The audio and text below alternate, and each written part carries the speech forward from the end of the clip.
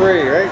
Right, down left, down right, down left, down right, down left, down left. Gotcha. Okay, that's good. No, that's good. That's good.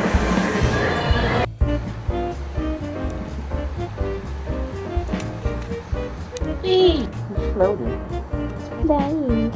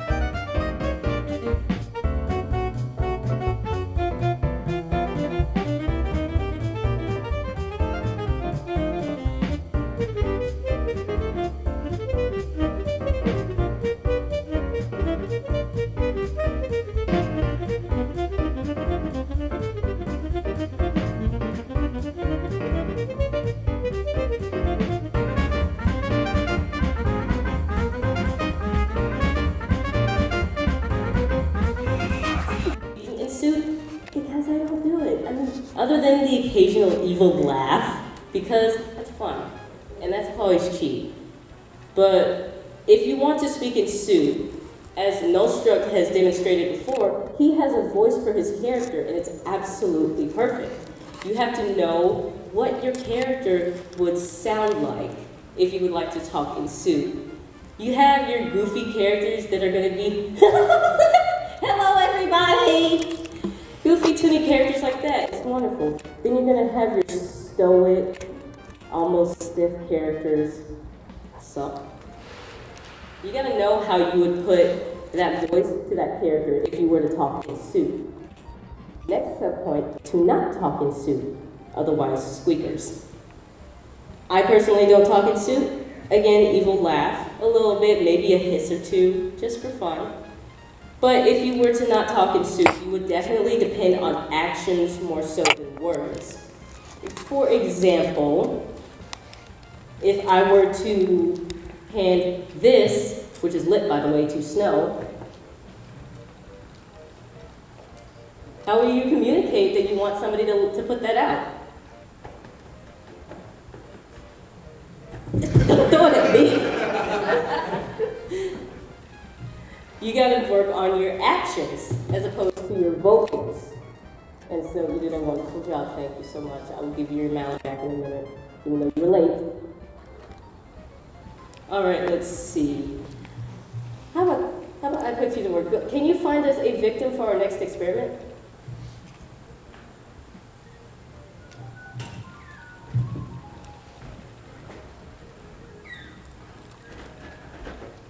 Also give him a hand because he puts up with me telling him what to do all the time. Woo!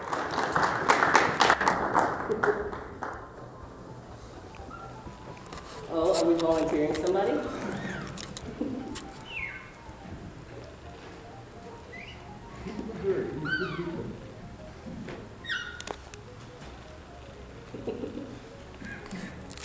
So let's give them some encouragement. Let's give them a round of applause.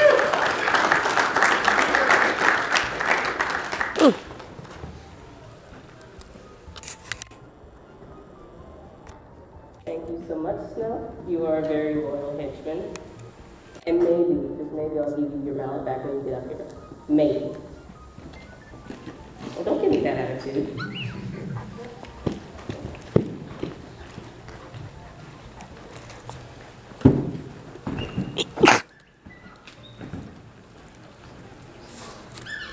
Hello, and your name is? Edgewise, welcome to the panel. Alrighty, I'm going to give you 2 prompts. One, you will be speaking, the other, you will be acting out. So, let me leave the mic over here to not talk about it.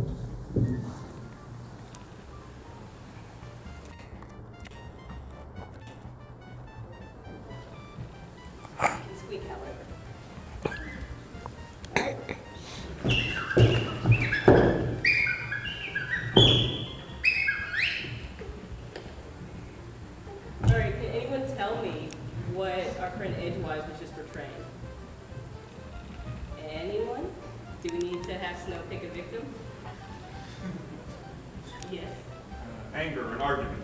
Yes, thank you. That's amazing. You portrayed it so well. I probably couldn't do that because I don't speak. All right, let me give you another prompt.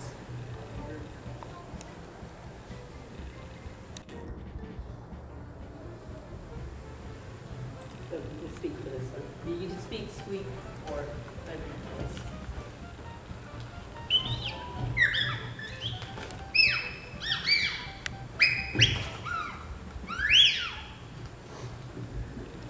All right, can anyone take a guess at what Edgewise was portraying?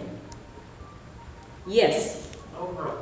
You get a car. You get a car. Everybody gets a fursuit. There we go. All right, would somebody else like to try? Any volunteer victims? Yes.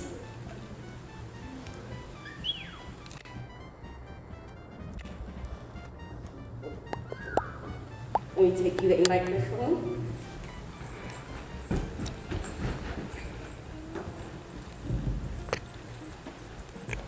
Excuse me. Yes. I just showed up, so. Okay. I'm sorry. It's okay. Anyone else want to venture a guess? Yes. Like a late night talk show host coming out greeting the crowd. Not quite, but we're getting there. Would anyone else like to try before I have him speak in the role?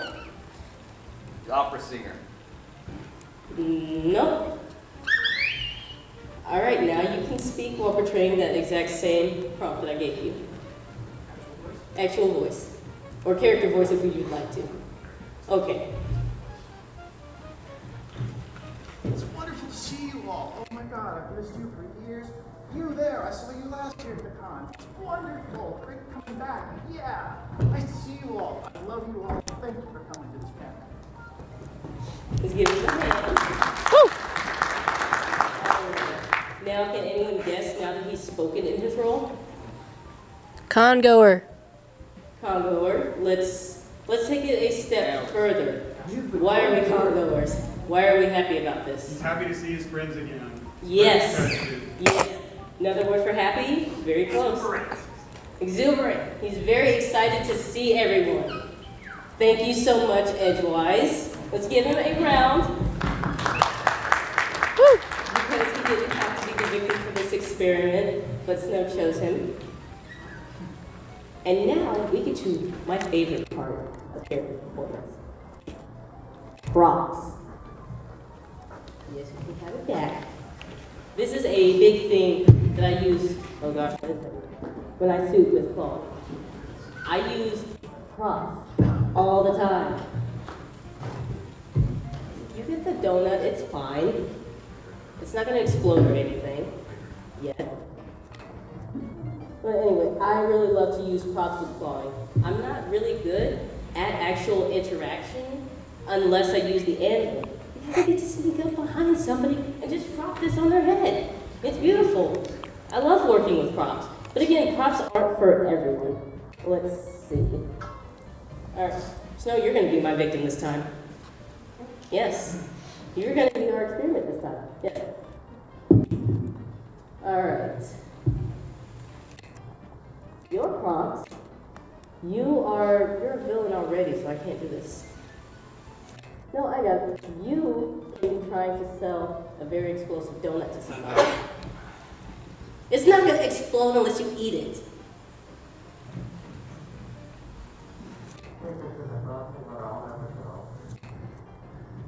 You're trying to sell this donut. It does look very tempting. Doesn't it look tempting? You have very malicious intentions, don't you? Oh no, you lost your blood. You lost your disguise. How could you? You're trying to sell me a donut. It's okay. It's okay. I'll eat it. Mostly. Yes, I will eat it. I will not love it. Thank you, Snow, for that. You can choose another victim for our next prompt. Because I put you on the spot all the time.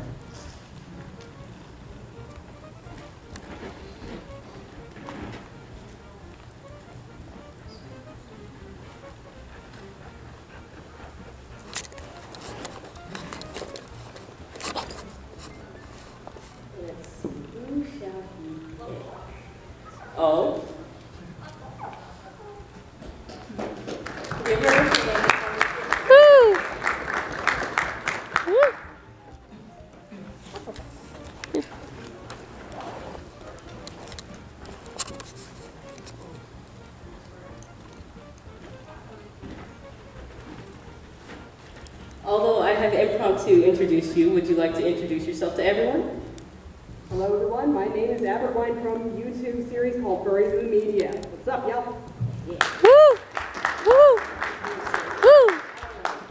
You get a fun one. However, we need to let our lovely lab assistant sit down and rest for a little bit because he's tired, because I make him work too much.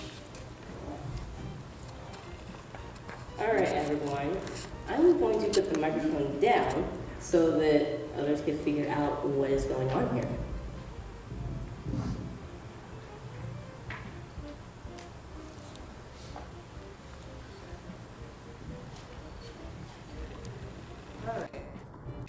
But anyway, I'm just going to talk a little bit about prop usage while Abergwine gets ready. Now, props can't be dedicated to everyone. I especially know that it's not for everyone.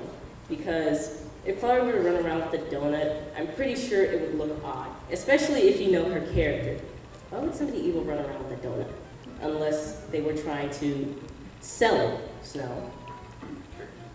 As well, some props might be inappropriate for con space. We cannot carry dynamite around. I know there's tune policy and all of that.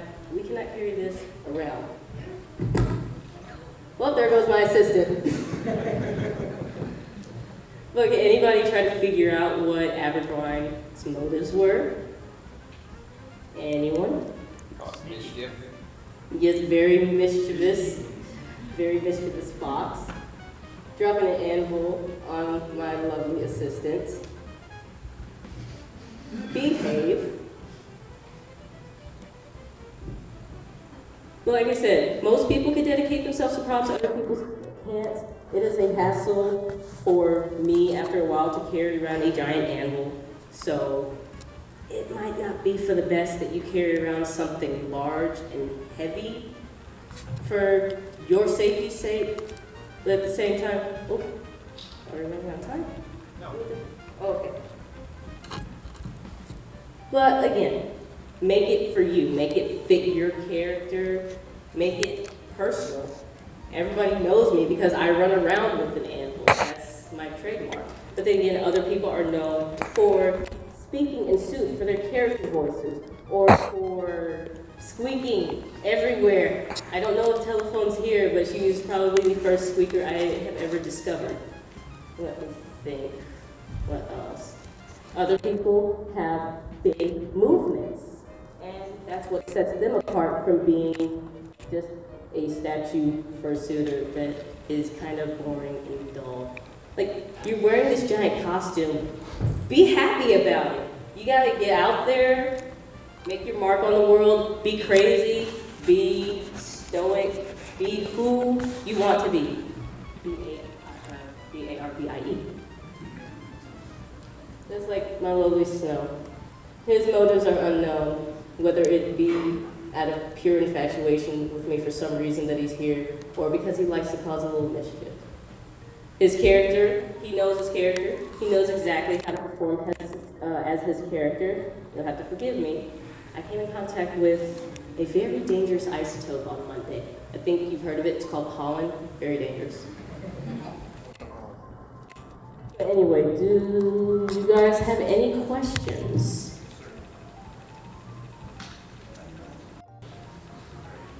Any other questions? Yes. What is the question? Wait, what is a what? What is the question? I don't know. A question is an inquiry of a topic that is unknown. Any more inquiries of the unknown? Yes. So if a person is a first-time fursuiter, they're just getting their suit for the very first time and they're getting really excited, how do they develop the motions that will fit their character the best? What's your recommendation for putting your character together?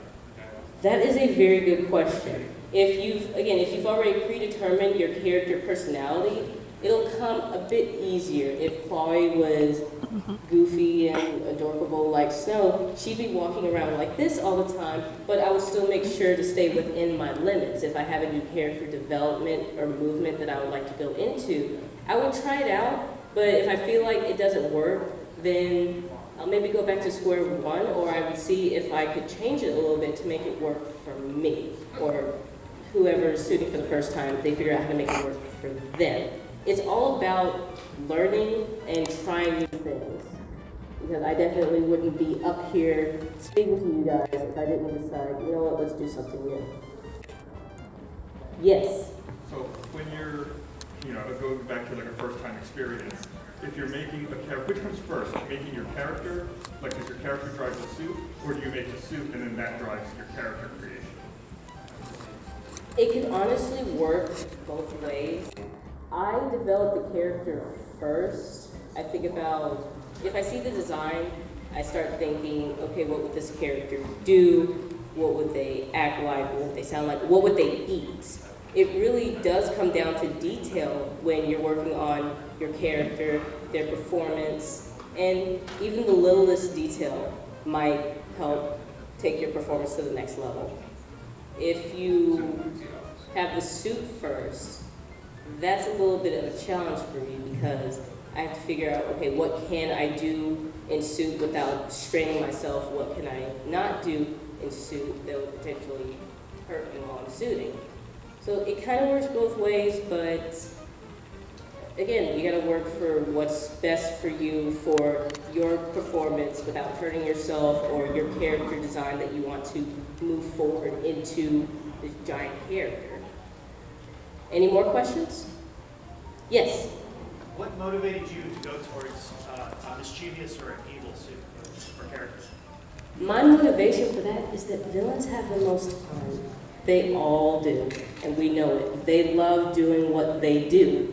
And I thought, let's do that. If it's enjoyable and it's something I can do, and I'm happy doing it, if I'm happy throwing this at Snow, putting him in hazardous situations, even though I love him dearly, it's fun to mess with people.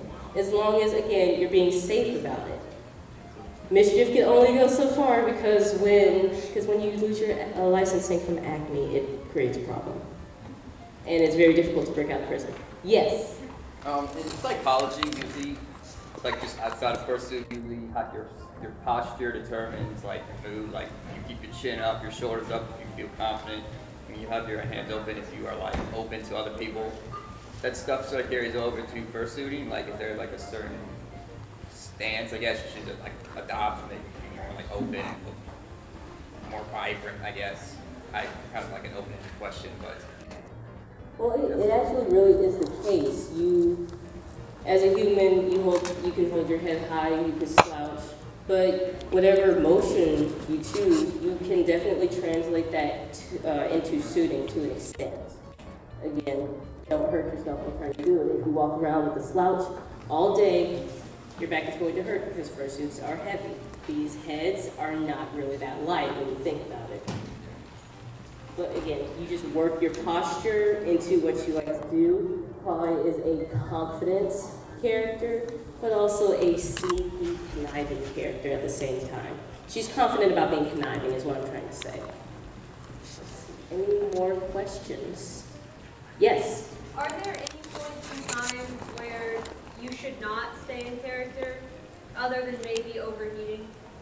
That is definitely a good question. If security needs to see your real face, or if you're shooting in a park and the local police would like to make sure that you're not doing anything suspicious, you will definitely have to remove that head, break character, and let them know that you're not doing anything bad. At the same time, the point that you brought up, if you're overheating, definitely break character, because it's no fun when you're passed out in a fursuit. It really isn't. I've fallen asleep in this before and I woke up in a sweat after like 5 minutes. It's not fun to pass out in these. There was another point that I was going to add to that. I completely forgot. I drew a blank. I will come back to that. Yeah.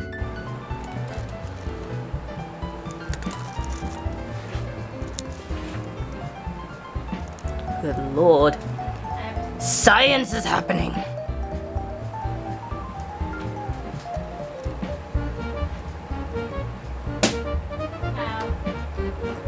Insert ghost sound.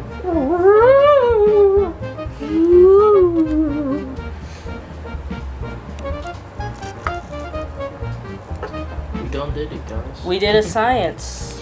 I at honestly didn't TFF. expect it to work. I just placed it on there. I Well, was that's like, what happens when you play with balloons. That's what happens. it just like